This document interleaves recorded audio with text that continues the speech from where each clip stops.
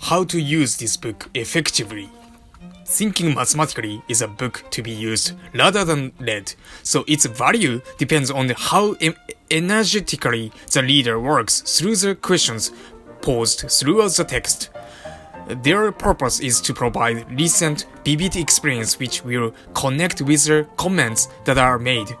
Failure to tackle the questions seriously will render the comments meaningless and empty, and it will be hard to use our advice when it is needed.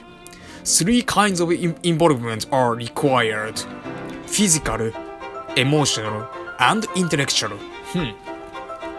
Probably the single most important lesson to be learned is that the being stuck is at an honorable state. So really, being stuck is an honorable state that an essential part of improving thinking.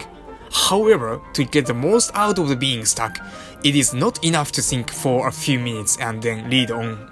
Take time to ponder the question, and continue reading only when you are convinced that you have tried all possible arrays.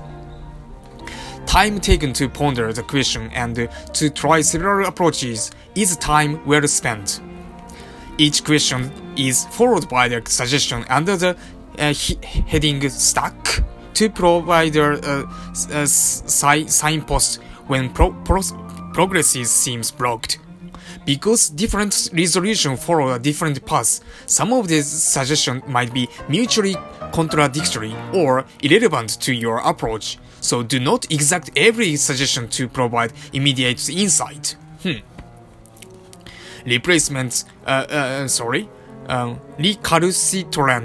Recalcitrant questions which resist resolution should not be permitted to produce disappointment. A great deal more can be learned from an unsuccessful attempt than from a question which is quickly resolved, provided you think about it earnestly, make use of techniques suggested in the book, and reflect on what you have done. Answers are irrelevant to the main purpose of this book. The important thing is to experience the processes being discussed. To stress our concentration on the process rather than answers, a solution in the usual sense is rarely given. Instead, we offer sample resolutions which include a good deal of commentary as well as many false starts, partially digested idea, and so on. Elegant solutions such as are found in most mathematics texts rarely spring fully formed from someone's brain. They are more often arrived at after a long and torturous period of thinking and not thinking, with much modification and changing of the understanding along the way. But most beginners do not realize this. By taking our informal approach, confidence can grow and progress made. Elegance can come later. In summary, then, our approach rests on 5 important assumptions. 1. You can think mathematically. 2. Mathematical thinking can be improved by practice with reflection. 3. Mathematical thinking is provoked by contradiction, tension, and surprise. Yes. 4. Mathematical thinking is supported by an atmosphere of by questioning, challenging, and reflecting. Wow. 5. Mathematical thinking helps in understanding yourself and the world. Yes. You will notice that a text is written in the first person singular, despite there being 3 authors.